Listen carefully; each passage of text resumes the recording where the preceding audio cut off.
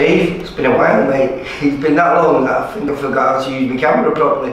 But we're slowly making easy those steps to come out of this lockdown. Boris made a speech last night, didn't really make anything too clear, did he?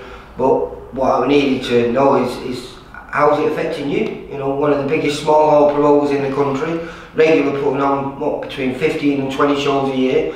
That's almost, well, if you take out the months that there's no boxing on small hall shows, which is 4 months, isn't it? Yeah. January and February we don't do anything, and July and August we don't do anything. That's 2.5 shows a month, mate. Yeah. I mean, obviously there's more than just the boxing that it affects you on. You know, my other business has been interrupted, and he's gone through a tough time, and socially as well. But you know, I'm no different than anybody else. It's the same, isn't it? It's hard times for the majority of people. There is some businesses that are doing really well. You know, I know wealthy people who are actually in a boom because the industries they're in are doing well now. But I also know some wealthy businesses who might be losing the businesses because you've had to shut the businesses, and it's really difficult on people, isn't it? You know, certainly if you owned a hotel or a restaurant or a pub, you know, a lot of them might not open again, so it's been really tough on them. I mean, the boxing one, obviously, like all sports with any sort of mass gathering, they've been stopped, and they're looking at doing the Premiership behind closed doors, and they're looking at doing boxing behind closed doors. But that can't work for a small hall show. That's impossible, isn't it? No, yeah. Listen, the show's very late money. If you look at just before the shutdown, I'd done a great show in Hull, which we sold well, but lost a couple of £1,000. I did a great show in Liverpool, which sold well, and we lost £3,000. And then we was going to do one in Bolton, and because that was going to be our first show going out live on a TV show, and we had the cost of the production, we was going to lose at least £10,000 on that one. So, you know, lucky enough for me financially that didn't happen, but obviously I was prepared to do it because obviously the boxers were all looking to fight,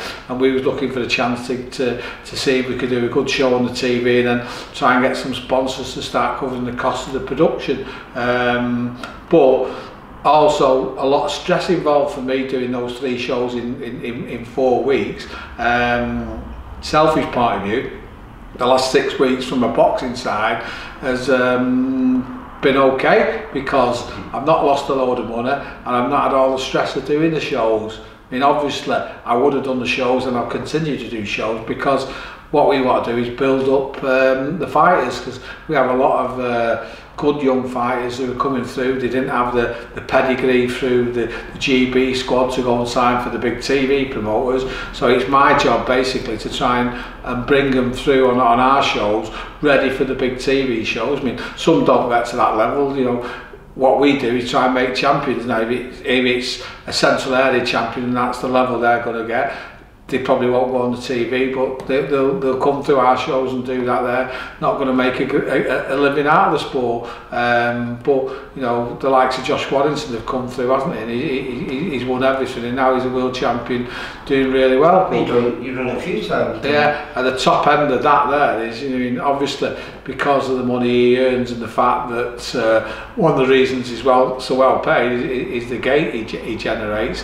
It's going to be difficult for Josh to fight probably this year. You know, hopefully we can get him out for the end of the year, but we don't know what's happening, and it's hard for me to kind of pass comments on it because I see the politicians having a pop at Boris and how he's been slow doing this or he's not done that, and I think it's quite unfair because you're asking someone to manage a situation against something they don't know what it is. So it's hard to manage something when you don't know what you're managing, and it's the same in boxing. I mean, I've seen what the Boxing Board of Control have put out, as in the rules or the guidelines to do these behind closed doors events, and I think there's not enough clarity in a lot of things they mention, and you know, certainly I know for a fact a lot of my boxers want to fight on these shows when they come out, and it's not for me to say no, you can't, but what I would do on their behalf is look at some of the stuff, and maybe we'd have to implement something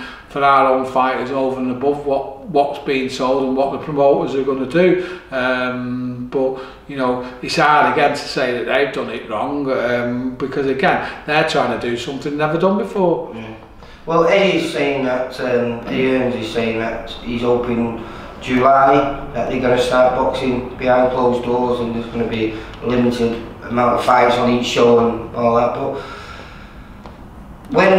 if it starts for us, when do you think the smaller shows can come back? Do you think, because obviously that's going to lead the way. If they go well and everything's alright and there's no one gets diagnosed with the coronavirus in these shows, because the UFC at the weekend, didn't someone get diagnosed well, one of the fighters? It's a strange one. I don't know what the rules were over there, but apparently one fighter and 2 cornermen were diagnosed with the coronavirus, and obviously stopped the fighting.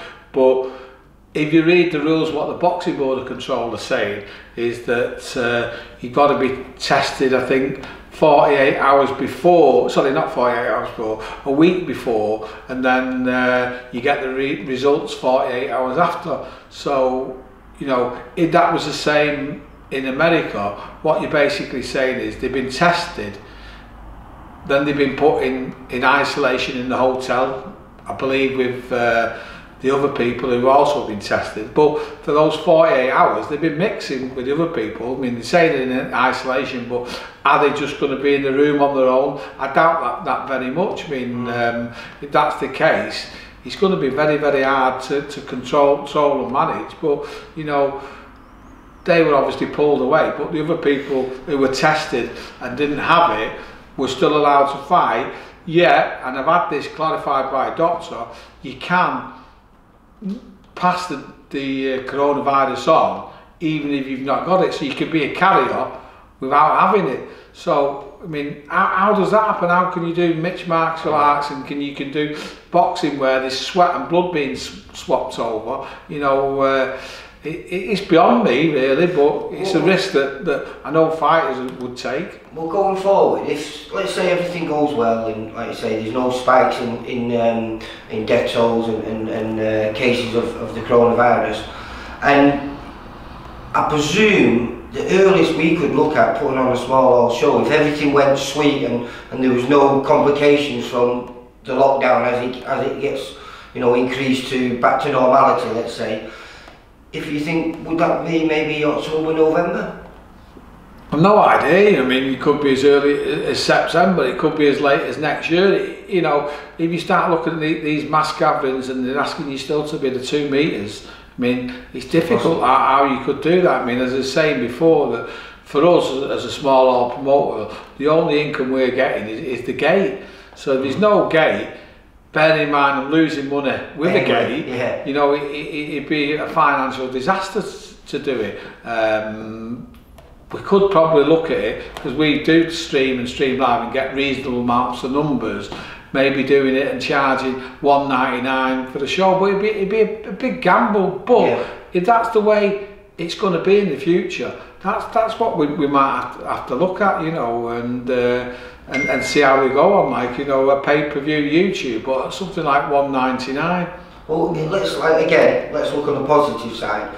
Do you think there could be some benefits that come out of this? Because what we were saying before is, obviously, foreign imports, you know, foreign fighters coming in, making up a lot of the undercards, that's probably going to be an issue, and they're not probably going to get the visas to come over here.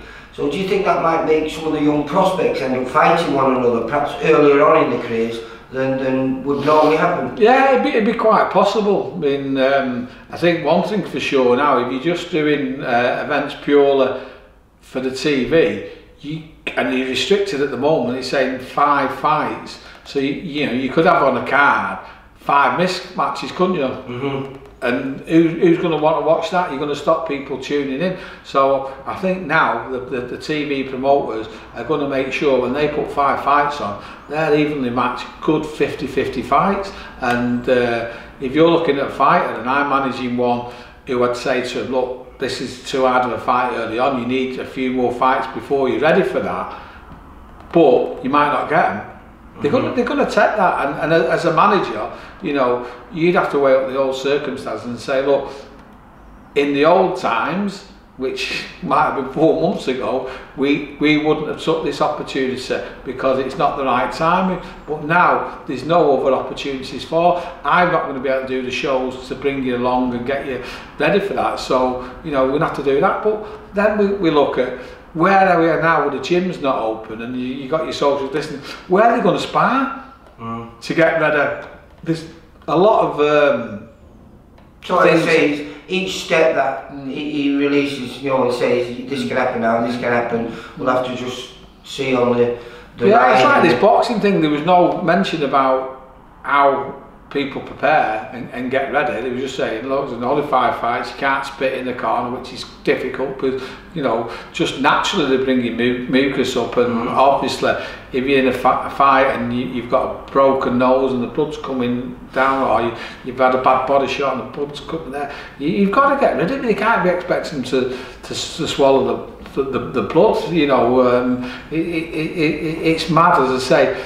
It's hard to criticise because it's an unusual situation, but a lot of thought's got to go into it. And when you start thinking, oh, what about the sparring? What about this? What about the part? I mean, it's virtually impossible, really, for a boxing show to go ahead under the conditions we're in now. But it's like all sports, including football. You know, everyone's working at a way to do it, and the question is like how you do it as safe as possible, because people don't really know much about this disease now, do they? You know, looking back, you know, in hindsight, should have let Cheltenham go on, should have let the big Manchester derby go on, but you know, I was a bit sceptical of this coronavirus, thinking it's just another flu, you know, but obviously it's a bit worse than that, and we've all got to be careful about that, and it's going to change the way of life, you know, not just for boxing or sport. You know, look at social. Is people going to want to go to the pubs? Are people going to be going to West Western? Have you got used to eating in? Have you got used to drinking at home?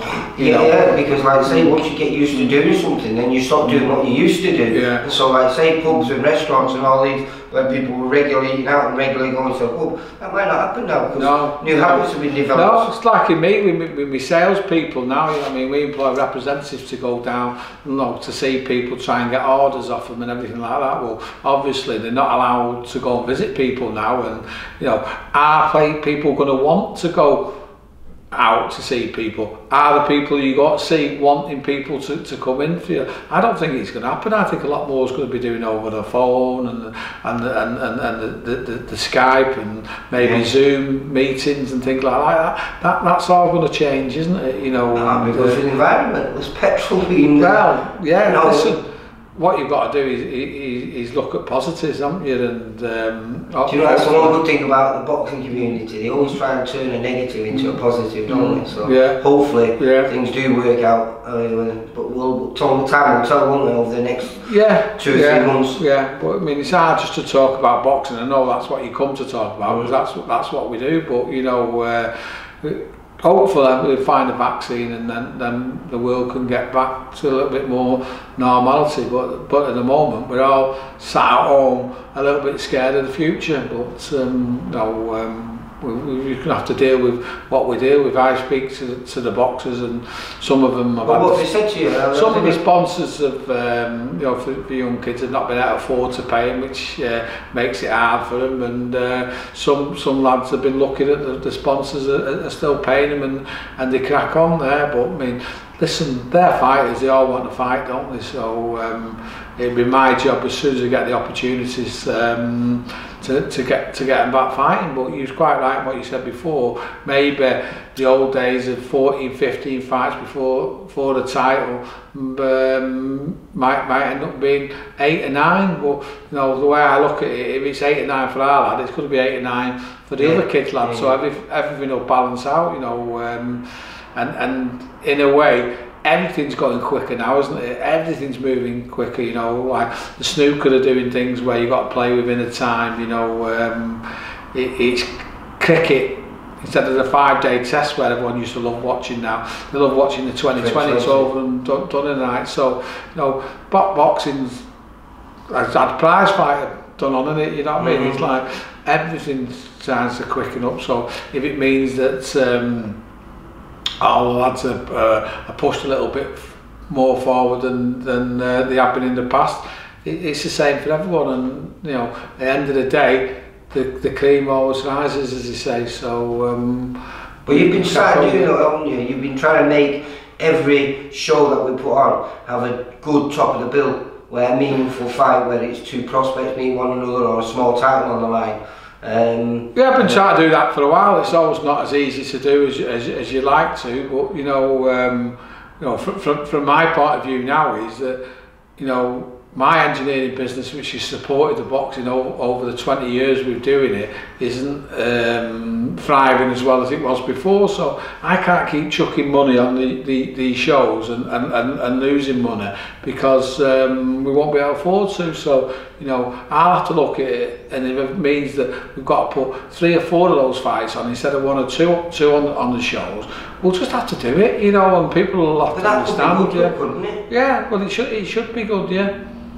Like I say, we'll always have to, fingers crossed, everything goes well. Yeah. And like I say, instead of next year, it'd be good if we could invent a vaccine, wasn't it? Yeah. But yeah, it'd be nice if everything goes sweet and there's no more spikes, and hopefully we can all get back to normality before the end of the year. Yeah, that's what we hope so. Alright Steve, it's been great. Speak to you later, mate. Cheers, Lee. Bye. Thanks. For all boxing info, news and latest interviews, amateur and pro, across the north, click and subscribe. VIP Boxing Promotions. Also Twitter, Instagram and Facebook.